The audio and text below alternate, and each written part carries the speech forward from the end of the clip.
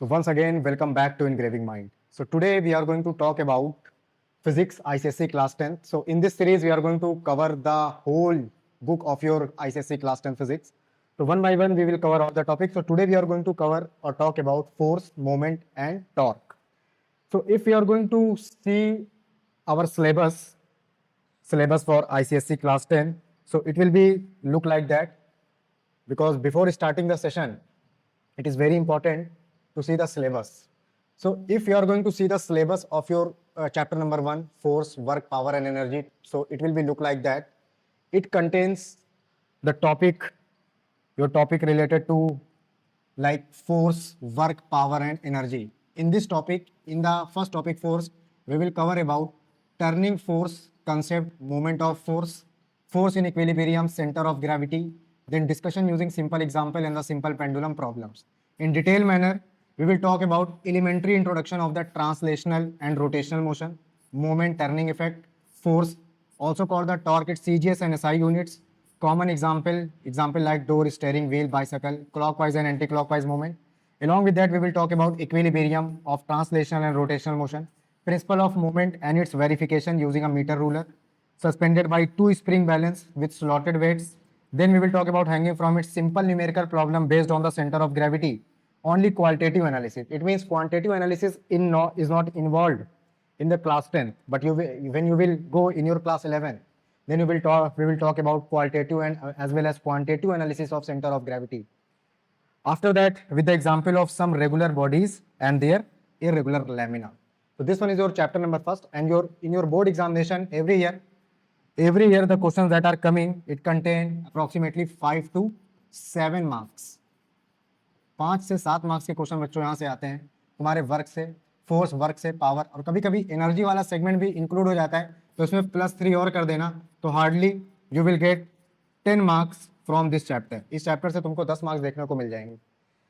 तो now we are going to talk about the first topic now we are going to touch is our force. तो पहली बात जो हम पढ़ने जा रहे हैं वो है हमारा यहाँ पे फोर्स. तो how will you define force? Force कैसे तुम डिफाइन करोगे? तो force is actually an external factor. Force क्या है? ये एक external factor है which tends to change the position of the body from one point to another point. क्या मतलब है इस बात का? सपोज करो ये तुम्हारी कोई बॉडी है, this one is your body, और इसका मास है m. इस बॉडी को किसी सरफेस पे रखा गया है, this body is put at any given surface and now you are going to apply a kind of force. यहाँ पे तुम कोई फोर्स अप्लाई कर रहे हो, तो ये जो फोर्स होगा ये क्या करेगा? Either it can change the either it can change the position of the body, either it can change the position of the body, or it can change the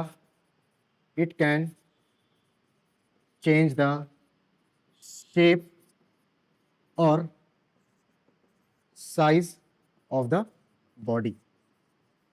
इतनी बात समझ में आती है? क्या है फोर्स? क्या है? This one is a kind of an external factor. ये है क्या बच्चे? It is a kind of an external factor. ये एक एक्सटर्नल फैक्टर है जो क्या करता है? या तो किसी बॉडी की पोजीशन चेंज करता है. Suppose due to this force body is displaced from point 1 to point 2. Body जो है वो पॉइंट 1 से पॉइंट 2 पे डिस्प्लेस होकर आ जाती है, and now this one is the new position of the body. ये बॉडी की एक नई पोजिशन है.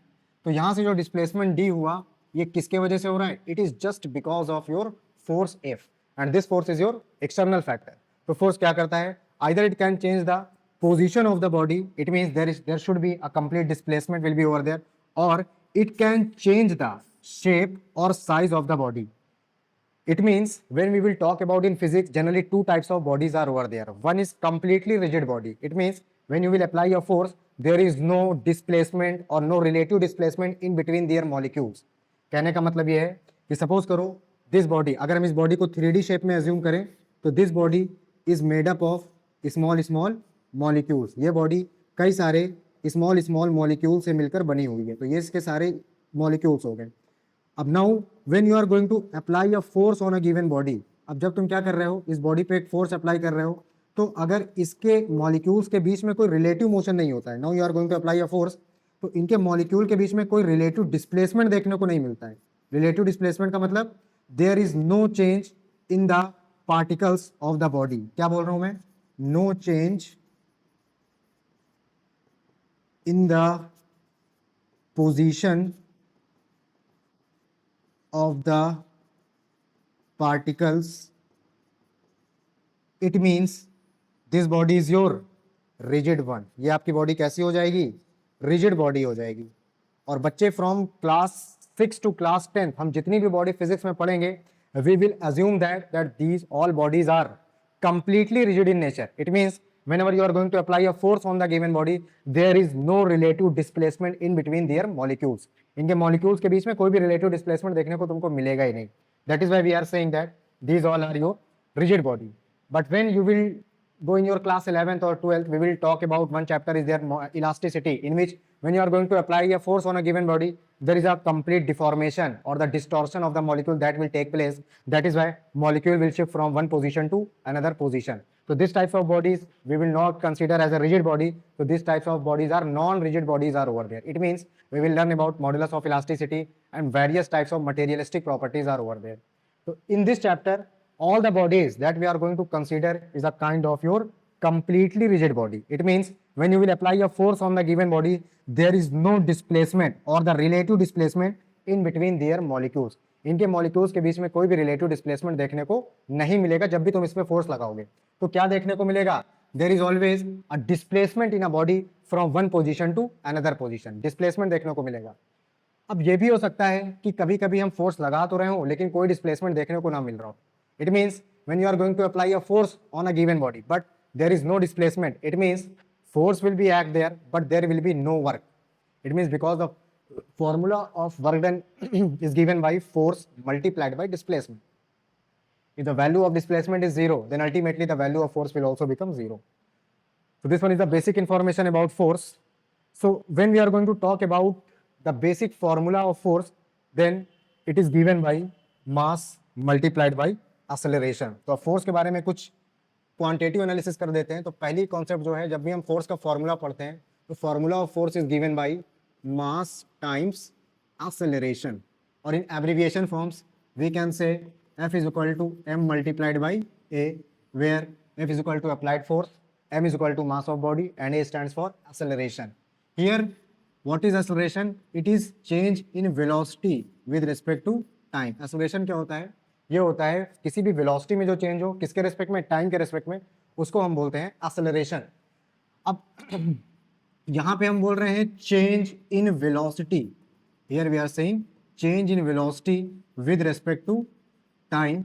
Somewhere you can also observe that there is written like that change in speed with respect to time. So it is also correct abbreviation, but what is the basic difference between velocity and speed? Actually your velocity is a kind of vector quantity. Velocity कैसी quantity है? Vector quantity है. It means velocity is defined as displacement upon time. It is written like that, displacement upon time. But when we will talk about speed, it is a kind of your scalar quantity. ये कैसी quantity है? Scalar quantity है. It means it is defined as distance upon time. इसको कैसे define किया गया है? इसको डिफाइन किया गया है डिस्टेंस अपॉन टाइम के रिस्पेक्ट में. So from here we can observe that displacement is a kind of your vector quantity while distance is your scalar quantity. Because displacement is defined as the difference from final position to initial position, but the distance is the total path that will be covered by the body. One example we can take from here.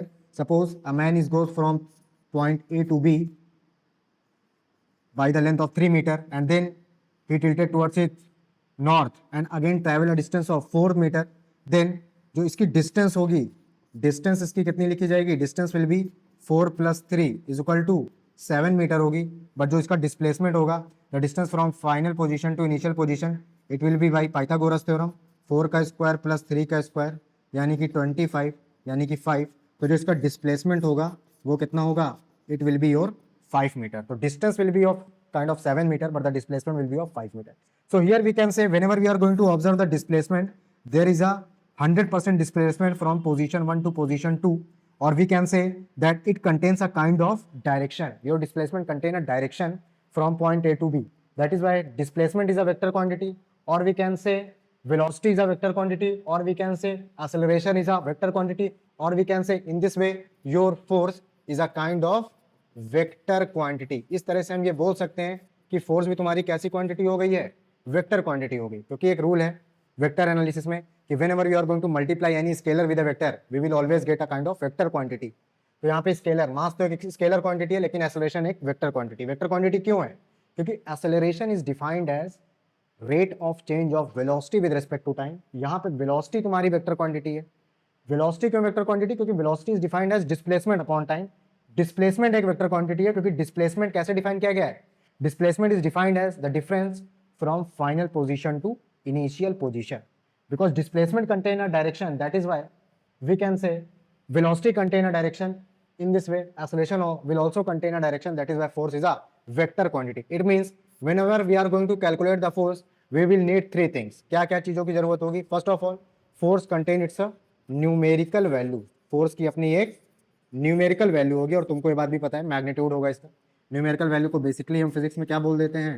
It is defined as magnitude. एक magnitude होगा. After that it contain a kind of units. कई सारी units होती हैं, हम पढ़ेंगे. Example के लिए न्यूटन फोर्स की एक यूनिट है, और हम इसको क्या लिख सकते हैं? लिख सकते हैं KG metre per second square, another unit है. डाइन भी इसकी एक यूनिट होती है. One by one we will talk about all this units, and along with that it contain the direction. अब फिजिक्स में जब भी हम डायरेक्शन को डिफाइन करते हैं, basically we will observe the theta. हम थीटा डिफाइन करते हैं, बिकॉज तुमने पढ़ा होगा कि अगर हमको किसी भी पॉइंट की डायरेक्शन पता करनी है तो हम कार्टेशियन कोऑर्डिनेट ज्योमेट्री के सिस्टम में उस पॉइंट की डायरेक्शन थीटा एंगल के रेस्पेक्ट में पता कर सकते हैं. So in this way you can find the direction of your given force. And because force is a vector quantity, so we can't say that 5 newton plus 7 newton is equal to 12 Newton. It will be wrong until or unless these two forces will be act in the same direction. So first of all we have to find the direction of these two forces. हमको सबसे पहले इन forces की direction पता करनी होगी. Then we can observe that 5 + 7 will be -2, और 5 + 7 = 12, और 5 + 7 = 8, depending upon that what will be the angle between these two forces. इस बात पे डिपेंड करेगा कि इन दो एंगल के बीच, इन दो फोर्सेस के बीच एंगल की वैल्यू क्या होगी. तो ये बेसिक सा इंट्रोडक्शन है फोर्स, जो हम लोग क्लास 9 तक कवर कर देते हैं, displacement vector and all that. Now we are going to talk about कि अब हम इस फोर्स को डिफाइन जब कर चुके हैं, तो आपके में दिया हुआ है मोमेंट. तो मोमेंट को कैसे डिफाइन करोगे? यहाँ तक अगर कुछ नोट करना है तो सिंपल सी स्टोरी है, पॉज करो, स्क्रीनशॉट लो, तो उससे क्या होगा कि हम जल्दी जल्दी आगे बढ़ते जाएंगे. तो if we are going to talk about units of forces, अगर हम यूनिट के बारे में आओ, थोड़ा सा यूनिट कन्वर्जन देख लेते हैं. If you are going to talk about in case unit, अगर हम बात करते हैं metre kilogram second unit of force, तो इसमें देखो, क्योंकि फोर्स का फॉर्मूला क्या होता है? The force is defined as mass multiplied by acceleration. तो मास की यूनिट होती है केजी, एक्सेलरेशन की यूनिट होती है मीटर पर सेकेंड स्क्वायर. तो फोर्स की जो एमकेएस यूनिट हो जाती है वो हो जाती है KG metre per second square. But if you are going to convert it, अच्छा इसकी एक एसआई यूनिट भी होती है. SI stands for standard international unit, और उसमें हम फोर्स को बोलते हैं, इसको डिफाइन किया गया है न्यूटन से. इतनी बात समझ में आती है.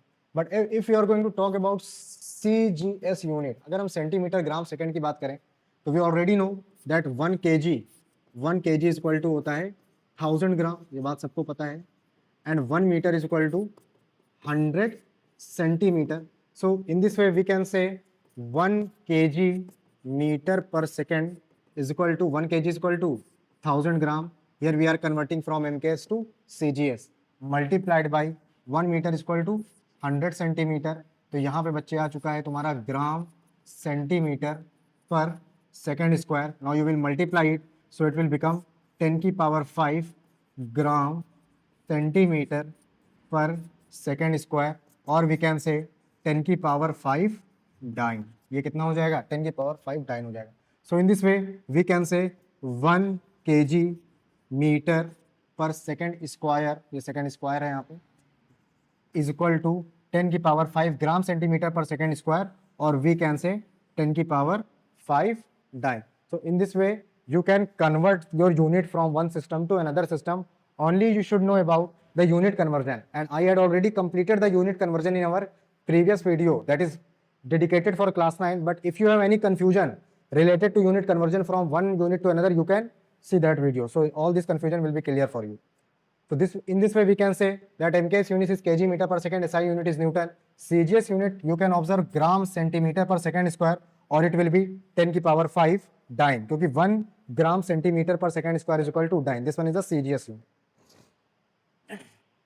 स्क्रीनशॉट ले लेते हो, ले लो, पेन पेपर लेके बैठो, लिखते जाओ, स्क्रीनशॉट लेके बाद में भी कवर कर सकते हो. तो our next topic is moment. अब जो हम टॉपिक पढ़ने जा रहे हैं वो है मोमेंट. तो एक्चुअली मोमेंट और समेशन ऑफ मोमेंट, जब कई सारे मोमेंट किसी एक पॉइंट में लगते हैं तो हम उसको टॉर्क भी बोल देते हैं. Torque, this two are the actually rotational phenomenon of force. ये एक्चुअल में है क्या? This one is a kind of rotational phenomenon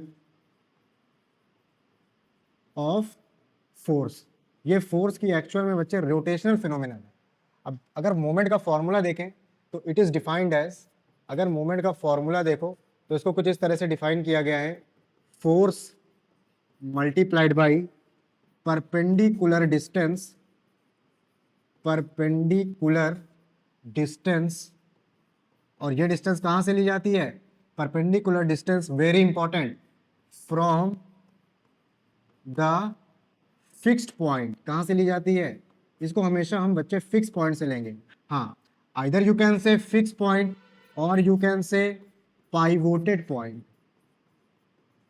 or you can say hinge point, all are the same thing. ये सारी बातें क्या हैं? सेम है. तो जो मोमेंट का फॉर्मूला होता है, it is defined as force multiplied by perpendicular distance. As we already know about all the concept of force, अभी हमने फोर्स के बारे में सब कुछ पढ़ लिया है. ये परपेंडिकुलर डिस्टेंस कहां से ली जाती है ये तुमको जानना है. It is a very important point. All the distance are always taken from your fixed point. और फिक्स पॉइंट बोल सकते हो, इसको पाइवोटेड पॉइंट बोल सकते हो या फिर हिंज पॉइंट बोल सकते हो. These all are the same thing. The formula of force is given by m is equal to f cross r, force multiplied by perpendicular distance. अब मोमेंट की अगर हम यूनिट की बात करें, if you are going to talk about the unit, तो MKS unit जो होती है वो होती है न्यूटन मीटर. क्या होती है? MKS unit of force is defined as newton metre. Clear है बात? Newton metre. और if you are going to talk about CGS unit, अगर इसकी CGS यूनिट की बात करें तो क्या हो जाएगा? अब क्योंकि फोर्स देखो, फोर्स ऑलरेडी हम लोग लिख के आए थे क्या? न्यूटन मीटर तो लिखा था हमने, और हमने लिखा था केजी मीटर. अब metre multiplied by metre, metre square हो जाएगा और अपॉन सेकंड स्क्वायर हो जाएगा. तो एक यूनिट तो बच्चे इसके भी होती है, KG metre square per second square. Now you want to convert it into CGS unit. 1 kg equal to how much gram? We already know, it will be 1000 gram multiplied by 1 metre equal to 100 centimetre. यहाँ पे power 2 है, सो it will become 100 की power 2. तो ये हो गया तुम्हारा centimetre square divided by second square. Now you will solve it. इसको सॉल्व कर लो. So it will become 1000 multiplied by 100 multiplied by 100 और ये हो जाएगा 3 2 5 2 7 10 की power 7 gram centimetre square upon second square, और यू कैन से 10 की पावर 7 डाइन सेंटीमीटर. तो this one is the unit conversion for your moment. तो ये तो MKS यूनिट में तो देखो सिंपल होता है, we can directly say newton metre और KG metre per second square, these two are the same thing. ये जो दोनों बातें यहाँ पे लिखी हुई हैं ये सेम बातें हैं, ठीक है. और if you want to convert it into CGS system और centimetre gram system, so we already know 1000 gram multiplied by 100 square, because centimeter it will multiplied by 2 times, or when you will multiply it, when the powers are, the base are same, then the power will be added, so it will comes out to be 10 की power 7 9 centimeter. So in this way we can observe that there is 2 unit of forces are over there, MKS and CGS unit. With the same way you can convert it into FPS system, foot pound second system, but in our Indian continent it is not surely used or frequently used, so we can generally adhere with these 2 unit system. And in your ICSE council, it is recommended by ICSE council that every year whatever the question will be asked, either it will be strictly adhered with MKS system or it will be strictly adhered with SI system or standard international system. तो इन दो system को तुमको अच्छे से पता होना चाहिए, और whatever the conversion that will take place here, तुमको इसका conversion का method भी समझ में आना चाहिए. So in this way you can convert all the units from one units to another unit. If you are going to talk about the direction of movement, अब अगर हम यहाँ पे डायरेक्शन की बात करें तो डायरेक्शन को समझने के लिए तुमको थोड़ा सा डायग्रामेटिकल रिप्रेजेंटेशन समझना होगा. कैसे समझना होगा देखो, समझते हैं. सपोज करो if I am going to take any body, suppose करो मैंने यहाँ पे ये कोई एक बॉडी ले ली. क्लियर है बात? And after that I am going to take the axis, मैं यहाँ पे एक्सिस लेने जा रहा हूँ. So I will take X axis, suppose this one is your X axis and this one is your Y axis. ये तुम्हारा x axis हो गया, ये हो गया तुम्हारा वाई एक्सिस. क्लियर है बात?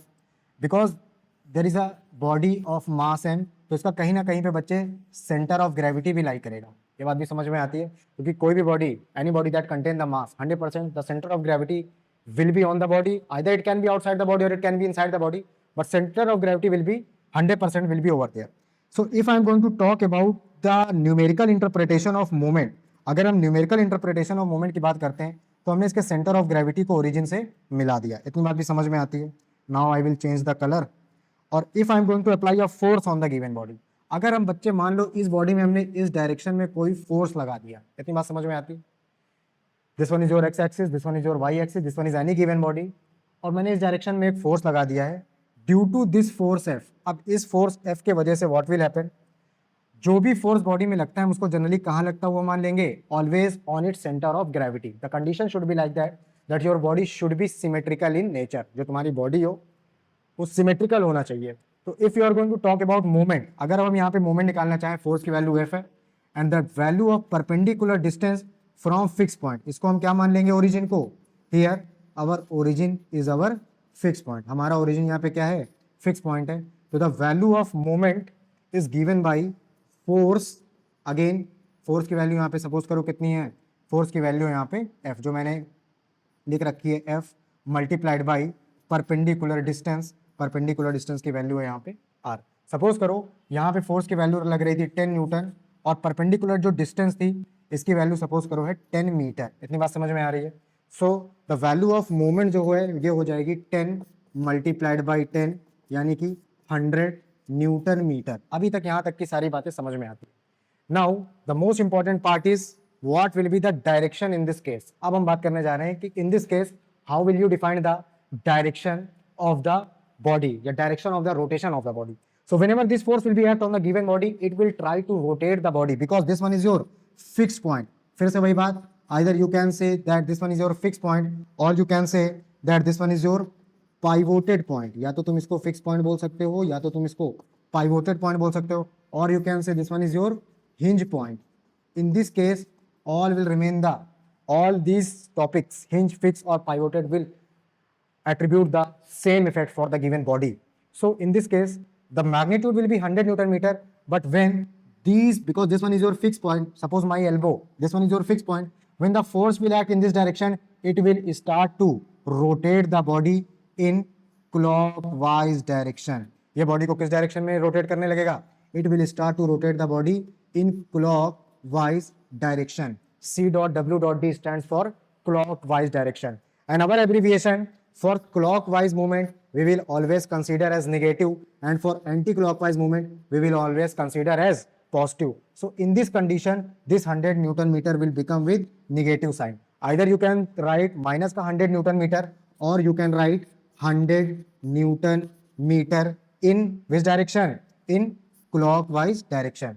Clockwise direction बना के negative का sign बना देते हो, because in this condition clockwise movement we will always consider as the negative one, and the anti-clockwise moment we will always consider as a positive moment. जो clockwise moment होगा बच्चे उसको हम हमेशा नेगेटिव कंसीडर करेंगे और जो एंटी क्लॉकवाइज मोमेंट होगा उसको हम हमेशा पॉजिटिव कंसीडर करेंगे. So this one is all about the moment. If you want to write it और you can take the screenshot so that we can also perform some numerical that is already asked in your previous year question paper. तो हम इसको one by one पूछ सकते हैं. तो suppose करो here I am taking this numerical. अब ये न्यूमेरिकल्स आपके बोर्ड एग्जाम में 2024 में पूछा गया था. In this, a non-uniform beam of weight 120 Newton pivoted at the end is shown in the diagram below. Calculate the value of force to keep the beam in the equilibrium. बच्चे देखो, ये question तो 2 minute में हो जाएगा, 2 second में हो जाएगा, लेकिन इस क्वेश्चन में क्रक्स क्या है इसको समझते हैं पहले. सबसे पहले देखो यहाँ पे इसने लिख दिया है non uniform. What is the meaning of non-uniform? Non-uniform beam means the distribution of mass is not symmetrical. मतलब non-uniform beam है, इसका मतलब the distribution of mass is not symmetrical about its center of gravity. यानी कि देखो इधर की length तो तुमको कुछ और दिख रही है, इधर की लेंथ तुमको तो कुछ और दिख रही है, लेकिन जैसे जैसे ग्रेजुअली आगे बढ़ते जा रहे हो तुम्हारी लेंथ डिक्रीज होती जा रही। It means it is a kind of non uniform structure और asymmetrical structure, non symmetrical in nature. In this way, we can say center of gravity will not act or will not lie at the geometrical interpretation. It will be shifted where there that will be the more mass will be existed. ये center of gravity उधर tilt होगी जिधर more mass को हम balance कर सकें. तो ये बात तो एक समझ में आती है. A beam of weight 120 newton. अब इसका वेट कितना है? इसका वेट है बच्चे 120 न्यूटन. तो क्या हम इसको सेल्फ वेट लिख सकते हैं क्या? ऑब्वियसली हम इसको क्या लिख सकते हैं? Self weight. तो सोल्यूशन जब बेटा इसका हम बनाएंगे तो first of whatever the given data are over there, first of all we will write the given data. जो यहाँ पे तुमको दिया होगा तुमको सबसे पहले वो लिख लेना है. तो देखो क्या क्या यहाँ पे तुमको गिवन है. First one that will be given to use the self weight of the beam. यहाँ पे तुमको क्या गिवन है? पहला self weight of the beam. कितना गिवन है? 120 न्यूटन. तो चलो पहली बात तो ये गिवन है तुमको. ओके, और क्या गिवन है? At the one inch is shown in the diagram, calculate the value. अच्छा ठीक है. Beam of weight 120 pivoted at 1 inch. Pivot किधर किया गया? इस पॉइंट पे पाइवोट किया गया. चलो ठीक है. Means it is pivoted in this portion. यहाँ से इसको पाइवोट का मतलब क्या है बेटा? पाइवोट का मतलब है इसको इस पॉइंट पे क्या कर दिया गया है? फिक्स कर दिया गया है. It is fixed about this point. और यहाँ पे एक फोर्स लग रहा है. बोल रहा है कि देखो अब क्योंकि इसको इस पॉइंट पे फिक्स किया गया है तो थोड़ा सा इसको और समझते हैं. अब सपोज करो this one is your beam. इसको इस पॉइंट पे फिक्स कर दिया गया है. It is asymmetrical in nature, यानी इधर की तरफ इसकी क्या है? थिकनेस घटती गई है. इसको फर्दर एक्सटेंड कर देता हूँ. इसको इस तरह से ज्वाइन कर देते हैं. ठीक. सपोज करो this one is the mass और इसकी सेंटर ऑफ ग्रेविटी इस पॉइंट पे लाई कर रही है. Due to this W equal to mg will be act like that. अब इस वेट की वजह से बीम क्या करेगी? इस वेट की वजह से बीम में डिफ्लेक्शन होगा. Due to this weight beam will be deflect. ये तो तुम्हारा बच्चे फिक्स पॉइंट है. This one is your fixed point. ये तो तुम्हारा फिक्स पॉइंट है. So at this point no deflection will be take place. तो यहाँ पे डेल्टा की वैल्यू कितनी हो जाएगी? 0.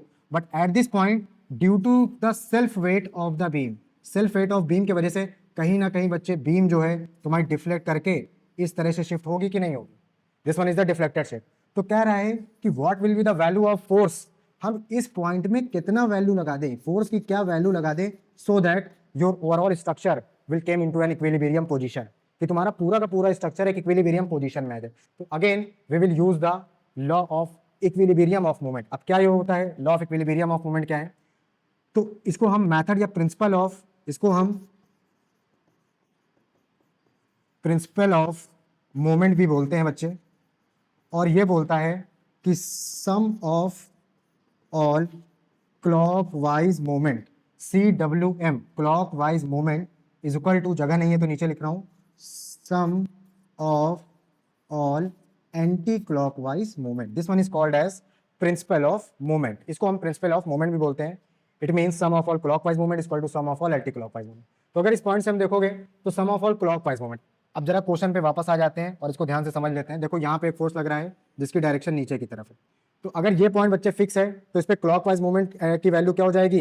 क्लॉकवाइज मोमेंट की जो वैल्यू हो जाएगी ये हो जाएगी तुम्हारी, क्लॉकवाइज मोमेंट की जो वैल्यू हो जाएगी 120 clockwise moment force multiplied by perpendicular distance. It is already given in the question. कितनी? 0.20 मीटर. बात समझ में आ रही है? This one is your clockwise moment और you can say that it will be negative in nature. Now, if you are going to see the anti-clockwise moment, A dot C dot W dot, अब यहाँ पे space कम है, so that is why I am writing in the short form. But whenever you are writing in your fair copy or in your examination, you have to write in complete form anti-clockwise moment. Please don't write it as A dot C dot M dot. Examiner will don't follow it, है ना? तो anti-clockwise moment, या anti-clockwise moment, it will become force. What is the value of force? It will become F. Perpendicular distance. Can you tell me what will be the value of perpendicular distance? क्या तुम बता सकते हो perpendicular distance की value क्या हो जाएगी? This one will be the value of your perpendicular distance. क्योंकि प्रीवियस स्लाइड में हमने तुमको एक बात बताई है. क्या बताई है? आओ देख लेते हैं. मैंने बताया था from the fix point means whenever you are going to consider the perpendicular distance it should be always taken from the fixed point. इसको कहां से लेंगे? फिक्स्ड पॉइंट से लेंगे. तो it means in this problem our fixed point is this, so the overall length will become 0.80 metre. तो यहाँ पे तुम्हारी लेंथ की वैल्यू कितनी हो जाएगी बच्चे? 0.80 मीटर. अब देखो यहाँ से क्लॉकवाइज मूवमेंट भी हमको पता चल गया है, एंटी क्लॉकवाइज मूवमेंट भी पता चल गया है. क्वेश्चन में फोर्स की वैल्यू पूछा था to keep the beam in equilibrium. So हम क्या करेंगे? दोनों को इक्वेट कर देंगे. तो according to the given condition it will become 120 multiplied by 0.20 is equal to F multiplied by 0.80, यहाँ से f की वैल्यू निकाल दो, so it will become 120 multiplied by 0.20 divided by 0.80। इसको थोड़ा सा छोटा कर लेते हैं और ऊपर शिफ्ट कर लेते हैं। इतनी बात समझ में आ रही है? Because sum of all clockwise movement equal to sum of all anti clockwise movement, equate कर दिया, point point will be cancel out, 0 0 will be cancel out, 2 4 जा 8 होता है, 4 3 जा 20 30, so the value of force will comes out to be 30 newton. तो force की value बच्चे कितनी आ गई यहाँ पे? 30 newton. It means if at this point if you are going to apply a force of 30 newton, अगर इस पॉइंट पे तुम 30 न्यूटन का फोर्स अप्लाई कर दोगे, so your overall beam will be in equilibrium condition, और इसमें इस तरह की कोई भी सैगिंग नहीं होगी, नो सैगिंग और no deflection will be take place here, और your beam will be at its equilibrium position. तो यहाँ पे हमने सीखा क्या? Some important points that you can consider और रिकॉल फ्रॉम हियर। पहला था principle of movement, means sum of all clockwise movement equal to sum of all anti clockwise movement, and this condition is also valid when your any structure will be at its equilibrium position। कहाँ पे होना चाहिए तुम्हारा structure? It should be in your equilibrium position। So the correct answer is 30 Newton. I think यहाँ तक की सारी बातें क्लियर होंगी। अब आगे चलते हैं। Pause it, note it, do it fast। देखो बच्चे, यहाँ पे एक और क्वेश्चन है। अब इस क्वेश्चन में क्या किया गया है? Force is not making an angle of 90 degree with the pivoted point. कह रहा है calculate the moment of force in the given diagram. इस डायग्राम में तुमको मोमेंट ऑफ फोर्स की वैल्यू कैलकुलेट करना है। तो अगर इस क्वेश्चन को ध्यान से देखो, तो यहाँ पे जो तुम्हारा डायग्राम है ये 90 डिग्री का एंगल नहीं बना रहे, तो हम क्या कर सकते हैं? We can divide this force into 2 component. हम इस फोर्स को 2 कंपोनेंट में डिवाइड कर सकते हैं। कैसे? We can always divide any vector into 2 perpendicular component. मतलब क्या है? सपोज करो ये कोई वेक्टर एफ है और ये एक्स एक्सिस से थीटा एंगल बना रहे हैं बच्चे, ठीक है? तो एक्स एक्सिस के डायरेक्शन में इस फोर्स का component we can write F cos theta, और इसके परपेंडिकुलर इसका component we can write F sine theta. अगर तुमको ये डाउट है कि F cos theta F sine theta कहाँ से आता है, so I can make a separate video for that. तो अब यहाँ पे फोर्स की वैल्यू है 100, इस डायरेक्शन में बच्चे इसका कंपोनेंट हो जाएगा 100 cos 60 degree, and perpendicular direction the component will be 100 sine 60 degree. बात समझ में आ रही है? विद द सेम वे अगर यहाँ पर देखें तो यहाँ पे भी इसके 2 कंपोनेंट पॉसिबल है। एक हो जाएगा 100 cos 60 degree, and in perpendicular direction the component will be 100 sine 60 degree. यहाँ पे हो जाएगा 100 साइन 60 डिग्री। इतनी बात समझ में आती है? तो इस तरह से हमारे कुछ डायग्राम बन गए। अब बोला था calculate the moment of force in the diagram. In this diagram it is not given कि where the observer is stand. तो अगर ऐसा कोई डायग्राम दिया जाए जिसमें तुमको ये ना बताया जाए कि ऑब्जर्वर खड़ा कहाँ पे, तो हम कोई भी एक पॉइंट को ऑब्जर्व कर लेंगे। If the observer is at A, हम क्या एज्यूम कर रहे हैं? We will assume that if observer is at point A, तो बच्चे ऑब्जर्वर है वो तुम्हारा कहां पे खड़ा है? ऑब्जर्वर तुम्हारा खड़ा है पॉइंट ए पे। तो इन दिस कंडीशन जो मोमेंट होगा, क्योंकि देखो मोमेंट होता था बच्चे force multiplied by perpendicular distance, तो यहां पे जो फोर्स की वैल्यू होगी वो कितनी होगी? It will be 100 sine 60 multiplied by perpendicular distance is 10 metre. Now 100 the value of sine 60 is given by √3/2 multiplied by 10 multiply कर दो, so it will comes out to be 500 under √3 newton metre. इतनी बात समझ में आ रही है? यानी कि जो मोमेंट डेवलप कर पाएगा that moment will only B developed by this force only, क्योंकि ये वाला फोर्स तो कोई मोमेंट डेवलप ही नहीं कर पाएगा। क्यों नहीं डेवलप कर पाएगा? Because due to this force the line of action will coincide with the line of action of force. तो अगर line of action line of force से कोइंसाइड कर जाए, in this condition no moment will be developed by the body. वो body कोई भी moment को develop नहीं कर पाएगी। तो ये भी एक इजी क्वेश्चन, इसमें बस ये था कि how you will divide this force into its horizontal and perpendicular component. इसको भी देख लेते हैं। सपोज करो ये तुम्हारे पास एक 90 डिग्री का एंगल है, ठीक? ये हमने मान लिया फोर्स, ये एंगल है थीटा, ये है बेस, ये है हाइपोटेनूस, और ये है तुम्हारा परपेंडिकुलर। क्लियर है बात? तो अगर हम यहाँ पे लिखें कॉस थीटा, तो कॉस थीटा क्या होता है? ये होता है बेस अपॉन हाइपोटेनूस। तो कॉस थीटा की वैल्यू एज इट इज तुम रख सकते हो, बेस की जगह मैंने बेस रखा। हाइपोटेनस की कंडीशन में हमारे पास फोर्स रखा था तो फोर्स रख दिया। तो यहाँ से जो हमारी बेस की वैल्यू आ जाएगी, it will comes out to be F cos theta. That is why हम यहाँ पे क्या लिख रहे हैं? We are writing here F cos theta. और विद द सेम वे अगर तुम परपेंडिकुलर की वैल्यू निकालना चाहते हो, again you can apply sine theta equal to perpendicular upon hypotenuse, so the perpendicular will comes out to be hypotenuse multiplied by sin theta, or again the value of hypotenuse is f sin theta. That is why here we are writing f sin theta. So in this way f sin theta and f cos theta is coming in your question. तो यहाँ तक की story भी clear है, तो pause करो, note करो। So our last question, in this question a meter ruler is given to you, in the adjoining diagram shows a uniform meter ruler weighing 100 ग्राम. इसका वेट कितना है? वेट है 100 ग्राम है. Pivoted at its center हो, इसको centre हो के long pivot कर दिया गया है. Two weights 150 and 250 gram force are hung from the meter rule. Calculate total clockwise movement about O. तो हमको पहला पॉइंट क्या कैलकुलेट करना है? Total clockwise movement about O. तो first point is total clockwise movement about O. O के about हमको total clockwise movement calculate करना है. तो देखो इसका सेल्फ वेट ऑलरेडी गिवन है. क्या कितना है? 100 ग्राम. तो बच्चे 100 ग्राम कहाँ पे ऐड करेगा? 50 पे ऐड करेगा. तो ये बात हमको सबसे पहले याद रखनी है कि if the self weight is given to you, you have to consider 40 plus 20 कितना हो गया? 60. तो 60 का कितना होगा? 30. तो यहाँ कहीं पे क्या 30 लाई करेगा? क्योंकि देखो पूरी लेंथ 40 है, तो ये यहाँ से यहाँ तक की लेंथ बच्चे कितना हो जाएगा? It will be your 30 centimetre. I think visible है, विजिबल नहीं है तो कलर चेंज कर देते हैं. ये वाली लेंथ तुम्हारी होगी 30 सेंटीमीटर. बात समझ में आ रही? And in this 30 centimeter, the self weight that will be act here will be contain a value of 100 ग्राम. कितने रख रहा है वैल्यू? ये 100 ग्राम. इतनी बात समझ में आ रही है? क्लियर है बात? अब 100 ग्राम है, ग्राम फोर्स देना चाहिए था क्योंकि ऑल वैल्यू ग्राम फोर्स में देखते हैं, वरना क्वेश्चन में प्रॉब्लम है, वहाँ पे ग्राम की जगह ग्राम फोर्स होना चाहिए था. तो आप सॉल्व करते हैं. तो टोटल क्लॉकवाइज मूवमेंट के लिए तुम कहाँ पे खड़े हो? You are standing here. ये देखो तुम यहाँ पे खड़े हो, हंस रहे हो, गा रहे हो, ठीक है. You are standing here. तो टोटल क्लॉकवाइज मूवमेंट की वैल्यू के लिए तो देखो ना तो 100 ग्राम पार्टिसिपेट करेगा, ना 150 ग्राम पार्टिसिपेट करेगा. The force that will be participate for clockwise movement, it will only be your 250 ग्राम. तो क्या लिखोगे? Force multiplied by perpendicular distance. क्योंकि तुम यहाँ पे खड़े हो, क्लॉकवाइज मूवमेंट देखो बेटा यही दे. तो फोर्स की वैल्यू कितनी हो गई? 250 gram force GF multiplied by, हाँ ये GF है, ग्राम फोर्स कोई और GF मत समझना, GF multiplied by perpendicular distance 20 centimetre. So it will comes out to be 5000 gram force centimetre. तो एक तो ये आ गया, it will be your clockwise movement. तो देखो ये आंसर यहाँ पे आ रहा है 5000 gram force centimetre. This one is our point number first. In point number second it is saying total anti clockwise movement about O. क्या बोल रहा है? It is saying total anti clockwise movement about O. तो ये क्या हो जाएगा? अब यहाँ पे देखो एंटी क्लॉकवाइज मूवमेंट दो फोर्स डेवलप कर पा रहे हैं. कौन? एक तो 150 ग्राम फोर्स वाला एंटी क्लॉकवाइज डेवलप कर देगा और एक सेल्फ वेट भी एंटी क्लॉकवाइज डेवलप करेगा. क्योंकि देखो बच्चे फिक्स किया, ये 150 लग रहा है, it will be rotated into anti clockwise direction. Again self weight 100 gram, again it will be converted into anti clockwise movement. तो दो फोर्सेज है. तो क्या लिखोगे? पहले 150 anti clockwise movement about O.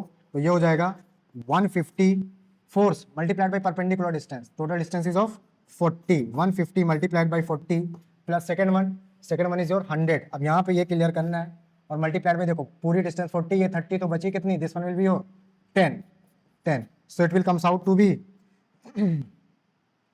0 0. हाँ तो यहाँ पे हमको फोर्स बनाना पड़ेगा, ये इसी में ही प्रॉब्लम है क्योंकि इसने सेल्फ वेट को कंसीडर ही नहीं किया है. It will comes out to be 15 force 60,000 gram force, क्या हो गया? Gram force centimetre. तुम्हारा सिर्फ इतना आंसर दे रहा है. सेल्फ वेट वाला उन्होंने अलग से पूछ लिया होगा, difference between the anti clockwise and clockwise. लेकिन ये वाला फैक्टर भी तुमको कंसीडर करना पड़ेगा. क्यों? क्योंकि सेल्फ वेट भी तो ऐड कर रहा है और सेल्फ वेट की वजह से भी क्या होगा? There will be the movement that will be generated. तो अगर ऐसे बोलता कि movement due to its self weight, तो अगर इक्विलिब्रियम में है तो as it is no repercussion that you can observe, so you can write 100 gram multiplied by 10, so it will be converted into force into perpendicular distance 10, so it will comes out to be 1 2 3 4 10 की power 4 ग्राम force centimetre. लेकिन नहीं पूछा है तो हम इतना ही consider करेंगे. Now the next point is saying the difference between anti clockwise and clockwise movement. तो डिफरेंस निकालना है. तो डिफरेंस कितना हो जाएगा? डिफरेंस हो जाएगा बच्चे 6000 gram force centimetre minus 5000 gram force centimetre, और it will comes out to be 1000 gram force centimeter. Distance from O, the force where 100 gram force of weight should be placed so that the balance to balance the meter rule. ये तो already बता चुके हैं कि कहाँ पे balance करोगे? 10 centimetre from O पे बैलेंस कर दोगे तो तुम्हारे overall metre ruler will remain at its equilibrium position because sum of all clockwise movement is equal to sum of all anti clockwise. तो from this point revise it. Whatever the doubt you can comment, pin the comment in your comment box. You can write your doubt in the comment so that we can entertain your doubt and go thoroughly from this video. And if you have any doubt, then let me know.